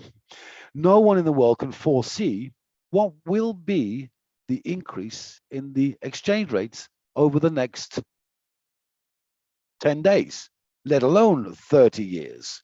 This is why it's so important that you need to follow the situation. And then just one other thing I wanted to show you here as well. Here we have something also called the Consumer Price Index. Do you remember I was mentioning beforehand that if you choose the local track, your pension will be adjusted every year with the Consumer Price Index. These are the increases in pensions per year, okay, that people have received who have chosen the local track. So someone who chose the local track in Egyptian pounds, to be paid in Egyptian pounds, received last year 22.6% increase in their pension. Okay, so once again, not necessarily is it a good idea to choose straight away, but maybe it will be in a few years' time. So you need to keep doing these estimates online. Once you have retired, you can do the estimate of the local track. How much would my pension be in Egyptian dollars today if I decide to retire and declare my country of residence as being Egypt? Okay, now I understand perfectly that the staff working in Egypt are very, very familiar with dollars, and they're very familiar with, you know, what would be the best thing, etc. for that, and they all want to have dollars, and many of you have dollar accounts, many of you want to receive a dollar pension, etc. But as I said, you need to be very careful to make sure that you're not losing out. So you need to do the estimates to find out. Anyone who's retired since 2014 can go online and say, if I decide to live in Egypt, to declare my country of residence, how many Egyptian pounds would I receive today? And the computer will do the calculation for them, and they can see if it is worthwhile or not. So very complicated system, but at least now you have the information. In the past, none of this information was available. Staff were completely lost. Retirees had no way. The only way to get the information was to write to the Pension Fund Secretariat and to ask them for the information. But generally, what I'm saying here is, I know I've not provided you any solution to the problem of devaluation of the Egyptian pound. I personally do not think there is none. There are none. The only possible solution is the idea of, oh, but we need to pay. We want to be paid in dollars. That would solve your current salary, but it would not solve the pension, because the pension would be paid in dollars. And then if you're needing to pay locally, if you had inflation locally, it wouldn't solve the problem. So it's a very complicated situation. Countries keep changing all the time, especially when you're in a situation where it's unstable and there's been incredible changes in exchange rate. I'm very familiar with the problem of Egypt. I have done in the past studies on what could be done, etc. Some countries, they've managed to be paid in US dollars, some others haven't. But as I said here, it's all up to the federations of the international civil servants to push. If you want to be paid in dollars, you need to provide evidence that the country that you are living in, you need to be paid in US dollars. From what I understand, up until now, the evidence which you have carried forward, not you, voila, but in general, okay, the evidence which has been brought forward up until now to the International Civil Service Commission for them to state, yes, we can pay, has not been convincing. I don't know what the counter arguments are of the International Civil Service, because I've not been one of them who has, but certainly the people who have been discussing these aspects with the International Civil Service have certainly been very strong. I know that at a certain point it was almost done, but it fell through, etc. Of course, remember I said, now it reminds me of something. I said in the beginning when we mentioned, I said that we work for the governing bodies. Okay, we work for countries. And very often there is also an incredible political aspect related to salaries. So sometimes everyone can be in agreement.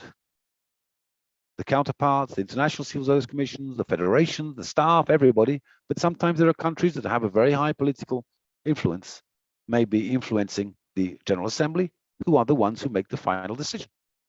And so therefore it can also be very political.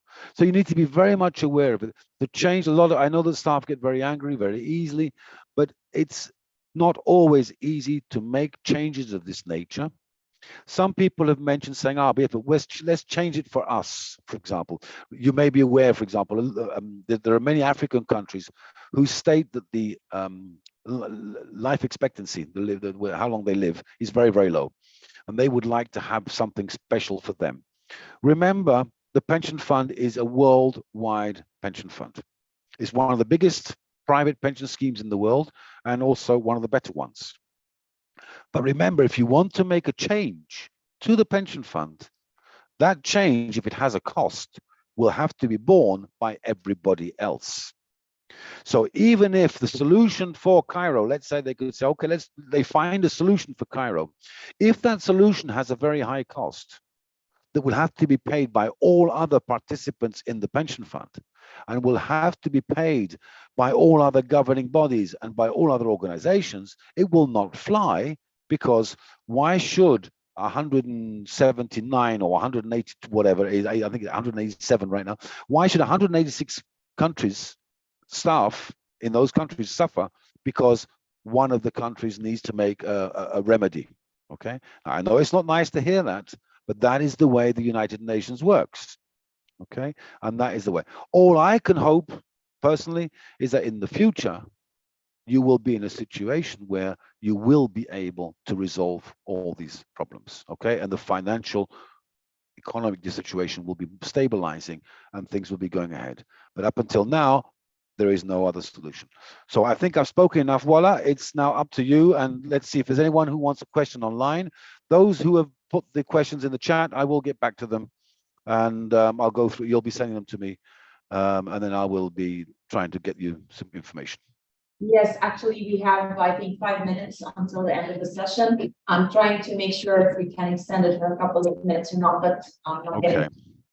But at least to get the best use of these 5 minutes, I just wanted to make sure that the message has been clear, that if you go for the US dollar track, you will be able to move to the local track at any point of time. But if you use the local track from the beginning, you won't be able to go to the US dollar track. Exactly. Once you have chosen the local track. So that's why I say to staff, never on separation. What often happens is some organizations say, oh yeah, it's very convenient, and they give you all the forms. And they also provide you the form, the PENS E10 form, which is a form to request to be paid on the local track. Okay. My advice to staff, unless you are 100% sure that you want the local track, never fill that form in. In the beginning, you want to receive your pension US dollars, paid locally in US dollars, paid locally in local currency if you wish, paid elsewhere, paid to AMFI, wherever you wish. But please, please make sure you start with a dollar pension. Okay. And of course, it will differ from one country to another according to the residence when he goes to the, for example, if I'm going to live in Paris after retirement, so maybe my local currency, if I went for the local track, it will be the French francs. The euros, yeah. No, the thing is this, is if you choose the local currency in Egypt, and then you move to France, for someone who's retiring now, they would be losing, they would be getting a lower pension, because the dollar in euros is the average, because this works for every single country. So the average exchange rate right now for the euro, and we can do that immediately, it's not necessarily, now you probably find that, so we say France, I want to go to live in France, so we have France, and of course it's euros. As you can see here, the exchange rate of the pension fund is 9.44, but the average is 0.89. So for $1,000, I receive, in my case, for example, I live in Italy, but in euros, the same thing. I receive for $1,000, I receive 944 euros. Someone who chooses the local track today, who's retiring today, would be receiving 893 euros per month. So every single country is different. The local track, once you've chosen, you can never change unless certain criteria. One way of changing, of course, is to go and live in America. Because if you go and live in America, the local track of America is the dollar track. Okay, so there is one way. Sorry, there are only 2 minutes remaining. And one of the questions regarding the taxes. So if I'm living in another country abroad, the tax in this case will be applied, because one of them, for example, accountant asked, where are you going to live because of the taxation? Will this be? There are some countries that do not apply tax on the UN pension. There are some countries that do apply tax on the UN pension, on the UN. There are some countries that no one knows what they should be applying or not. Okay, so every country has a different fiscal laws, and depending, generally speaking, you have to be living for 6 months and 1 day. It's 184 days, generally speaking. If you live 184 days in one country, then you have to pay tax in that country. Okay. Okay. Austria, they're very, very careful about where you work and where you live, etc. And they check it, you know, how many times you come in and out of the country, etc. Every single country has a different fiscal arrangement. So you need to become familiar with the accountants, talk to the national authorities to find out if you have to pay tax or not. Okay, one of the main things that also so many people would like to know, for example, the unique ID in order to be a member of the self-service of the UNGSTF website, in order to get their annual statements. Okay. They wanted to know how they get this unique ID. The unique ID, now often it is printed on the payroll slip of the organization. It depends upon the organization. Sometimes they have it on the payroll slip of the organization. If you have no way of finding it, if you can't find it, then speak to HR. They will be able to get it for you, I am sure. Okay. Worst scenario, you can write to the pension fund, and you can send email to the pension fund on the website and ask for your UID number. Very well.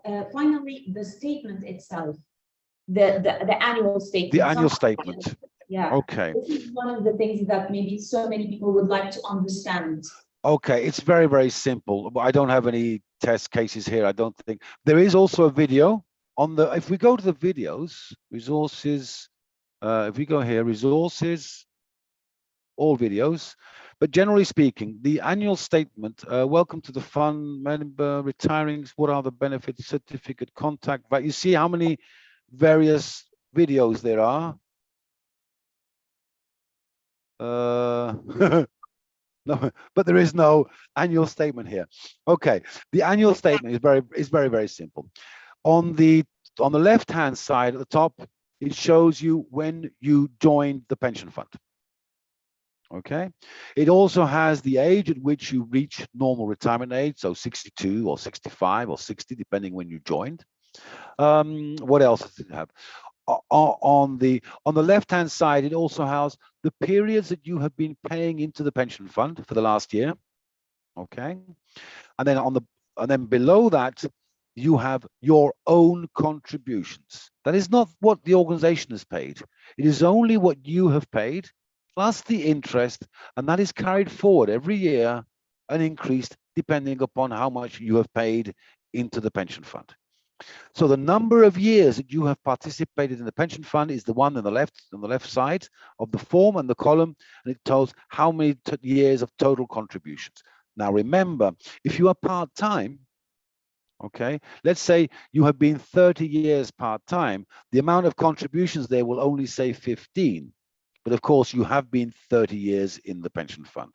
So, you know, regarding that, the part-time, but if people have part-time questions regarding their annual statement, please feel free. But I felt sure there was somewhere where they talk about the, if you look at it, if we look at, you know, if you do a search, I don't want to waste time, but I'm sure you will find that there is somewhere some info. Participant is now available. Member annual pension. I'm sure it'll provide as much, you know, a lot of information on. There you go. Here we go. Okay. How to read. Oh, there we see. And here you have all the descriptions of what each of these fields mean. Okay. So very important. The one about the contributions I was saying, you see how many you'd paid up until the year before, etc. Other contributions, if you've done validations of restorations. And then at the end, you have your annual pension remuneration. This is the pension remuneration calculated on a monthly basis. This is what is used to calculate the famous final average remuneration. Okay, so for general service staff, it'll change each month. For professional staff, it'll be the last 36 months. Okay. But as you can see, this information is available. But as I said, please feel free to contact me, send me an email, and I'm sure we'll come to either. What I do sometimes, I won't promise it for everybody because last time was a tragedy with with Cairo. What I do sometimes, we can do one-to-one meetings, and you could talk and have a little Teams or Zoom together and go through the individual cases of people who have. But as I said, I am busy for the next week, so it'll have to be after that. After 22nd of June, I'm pretty free. I'll be on holiday, but I have no problem in answering questions and queries. Okay. Yeah, actually, most of the questions are kind of case by case. So exactly. it to be that's why when we sent the form, we wanted to know the entry date, the separation date, so that Sven will be able to accommodate some of these calculations. And of course, the questions that were raised in the form, each one will be, you have already, I shared with you all the emails. Yeah. So maybe you can please answer each one by one. As I said, I'll be answering each one by one, but of course the email, what to do about devaluation of the Egyptian pound, which is a majority. That I mean, I can refer to what I stated during the presentation. There's not very much that I can say what you should do or what you shouldn't do. Those are the rules, and I can't say change the rules because it's not up to you, but that is the situation. So many of those questions were concerning the devaluation of the dollar and saying, and their statements. My pension's gone down by so much in the past 6 months. What can I do? Nothing. It's just the way that your pension's calculated. However, remember that the pension statements that you look up online are the situation as of last year. So you need to look up, and my suggestion is work as long as possible to get as a higher pension as possible. That's the only solution I can tell people. Thank you, Sven. Actually, this is one of the things that we wanted to make sure that everyone will differ from one to another. We had in WHO the specialist of the pension fund in WHO, and he gave us a presentation saying that since 2016 devaluation, there was not big change because of the FAR that they are doing the average. However, the devaluation of 2023 and 2024, this is where things might be different. Exactly. And most probably this is also globally. But however, I think that it would be very, very useful that you take case by case, especially for those who will opt for decision now, whether they go for retirement soon or they should be waiting. So I think that this will be one-to-one. And I'm very grateful for your time, and I think that I have received some compliments saying that this was the first time to really get a presentation on the pension where people understand what's going on, because yes, we have really some difficulties with our not all our HR colleagues, but not everyone is getting. But remember what this was my job for 20 years. Okay. Also remember that, as you know, because we've met each other before, I love explaining and I love speaking in public. And not everyone is able to explain or to teach or whatever. There are some people who are good at teaching, some people are good at learning. I'm not very good at learning, but I think I can manage to get ideas across. And of course, I've had so much experience. The unfortunate situation, of course, is online. It's terrible. There's no feedback. I only see you, and I see there's 83 people now work there on board, but I have no idea of how interested they are in what I'm saying. So that does create a bit of a problem. But they are very much interested. I'm sure they are. So as I said, ask them to get in touch with me. I'm sure we can come to some form of arrangement. As I said, just for the staff to know, it's free of charge. I don't charge anything, and it is only done through my passion. That is only a reason why. It's not to bring you into Amphi. It's not to do whatever, but it's only by pure passion of helping staff, of being 25 years as staff rep. Unfortunately, I couldn't continue because I retired. Otherwise, I'd still be a staff rep. Okay, so but if I can help out staff, by all means, it's a pleasure to do so. One day I will no longer be here. I'll be dead, and then I won't be doing it anymore, basically. But okay. Actually, I'm going to share with you all the staff. I'm going to share the recording of this presentation. The presentations themselves are going to be also shared. with everyone. The email and the contacts of Sven and Sami Zaghloul in Egypt for Amphi, if anybody's interested. And I hope that we have to find a NDP to make sure that maybe they can include a way to pay for please feel free to to contact their payroll, to ask them to contact us. We have been in touch in the past. I think it's in Kuala Lumpur now, the UNDP payroll. Or Copenhagen, I really can't remember, but please feel free to ask them to contact us if they have any queries, and we can assist them also in finding the right bank to make the transfer, etc. So should that Amphi, the secretariat, will be willing to help out. Okay. Thank you, Sven. Thank you so much. Thank you, Wala. You're welcome. That's it. I think I will share all the questions just to make sure that all your questions will be answered. So I will share it with Sven, and I will make sure that everything is answered. Thank you so much, and have a good evening. Bye. You too. Thank you very much. Have a nice day. Okay. Bye-bye, Wala. Bye-bye, everybody. Bye-bye.